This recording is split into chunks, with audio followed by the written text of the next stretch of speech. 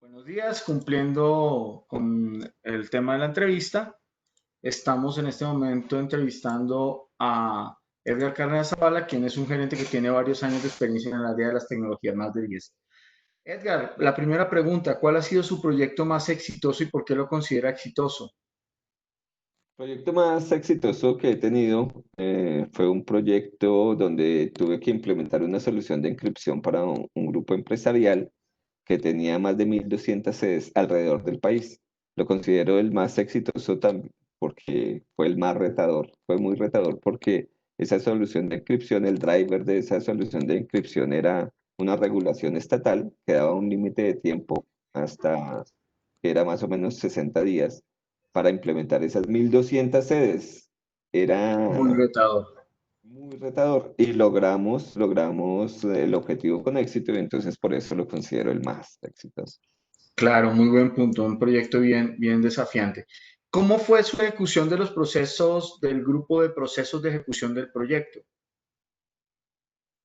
En el grupo de procesos de ejecución de proyectos, tal vez lo más relevante y que está muy ligado al grupo anterior, que es el de planeación, eh, fue hacer un seguimiento estrecho sobre el cumplimiento de la planeación, estar teniendo lecciones aprendidas de manera constante de la gente que estaba en el campo y compartir esas lecciones aprendidas con todas las cuadrillas.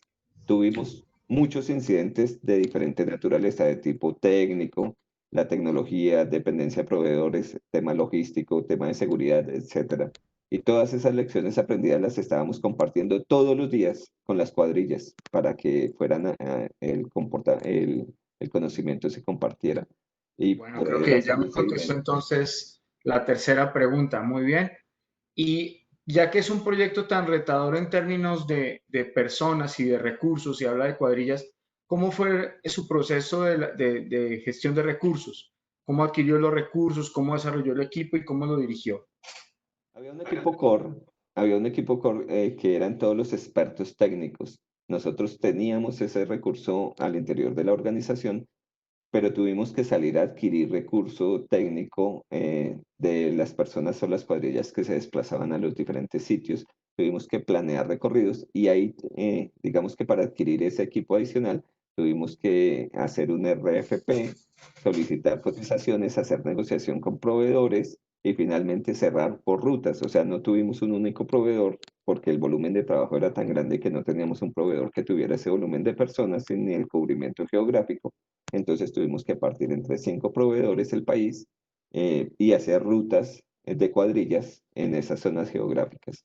Entonces hubo un proceso de RFP y selección de proveedores. Bien interesante. Ya que tocaba temas de cuadrillas y diferentes sitios geográficos, me imagino que había instituciones, ¿cómo fue el tema del involucramiento de los interesados? Es un tema clave porque teniendo en cuenta la presión del tiempo que teníamos, necesitábamos que el trabajo fuera muy fluido. En ese orden de ideas, nosotros hicimos un trabajo de identificación de todos los interesados, desde el director de tecnología de la organización, el vicepresidente de tecnología, hasta el responsable de abrir la puerta en la sede bancaria donde teníamos que llegar. ¿Sí me explico? Porque Sí. teníamos que tener toda la cadena alineada de tal manera que cuando la cuadrilla llegara, la persona que les iba a abrir tuviera el permiso listo, estuviera disponible, estuviera en un horario, porque era una entidad bancaria, estuviera en un horario donde pudiera abrir la puerta y dejara ingresar a las personas. Ese nivel de detalle teníamos que tenerlo, igual que la cadena logística, porque los equipos se enviaban preconfigurados, cuando llegaba el técnico el equipo ya estaba en sitio, entonces, toda la cadena logística de abastecimiento, de hacer que el equipo se preconfigurara, se enviara al lugar correcto, el modelo correcto, con la configuración correcta, que lo recibiera ya la persona, recibir la notificación de que ya el equipo estaba en sitio para agendar la cuadrilla para que fuera a sitio.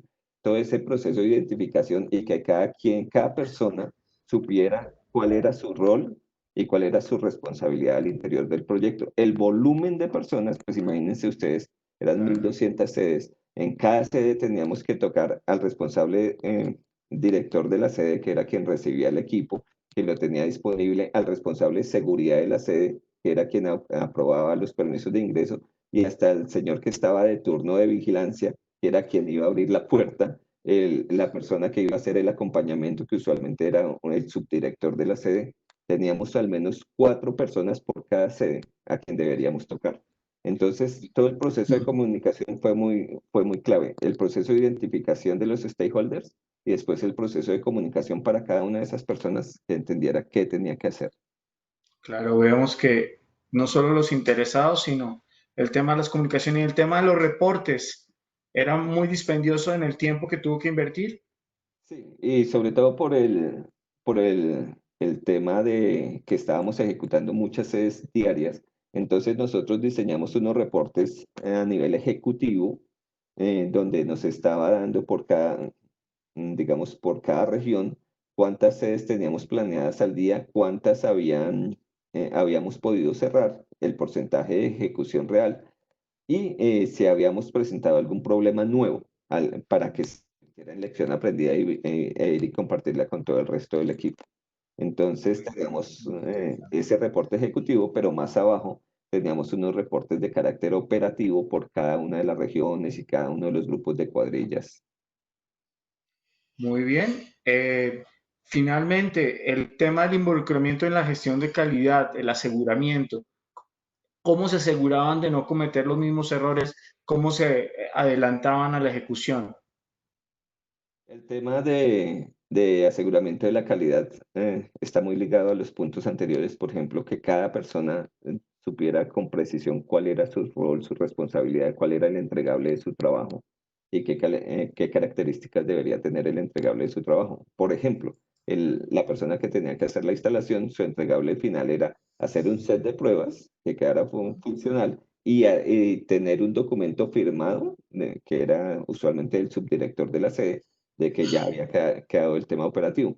Entonces, ahí nosotros tuvimos que, al comienzo, durante el proceso de planeación, definir cada uno de los entregables por cada uno de los roles, crear las plantillas, crear los procesos, e igual durante el proceso de ejecución, nosotros tuvimos que hacer un framework de compartir las lecciones aprendidas. Nosotros teníamos un repositorio de, de base de datos de conocimiento, pero más allá del repositorio, nosotros teníamos una sesión obligatoria, era obligatoria que al menos una persona de cada cuadrilla asistiera a esa sesión donde se daban las lecciones aprendidas del día.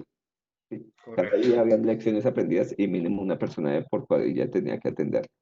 Y en esa sesión también trataban el tema de los riesgos. Sí, también. Bueno, Los riesgos a nivel general, porque a su vez habían riesgos particulares para cada una de las sedes, pero los riesgos generales sí se trataban en esa reunión. bueno, ya para terminar, aunque ya me contestó que era distribuido y tenían compras, ¿qué es lo que más recuerda al respecto del proyecto? ¿Qué recuerdo le queda invaluable de los procesos de ejecución de ese proyecto? Me queda el recuerdo de que cuando llegamos al final, que era una fecha de diciembre, cuando ya la entidad tenía que suspender todas las actividades porque venía el pico de compras de diciembre y se cerraban los controles de cambio, y fuimos por la firma del acta, el vicepresidente nos dijo, realmente no creí que lo pudieran lograr, pero Bueno, sí lo muchas habíamos logrado. gracias. Excelente comentario. Sí.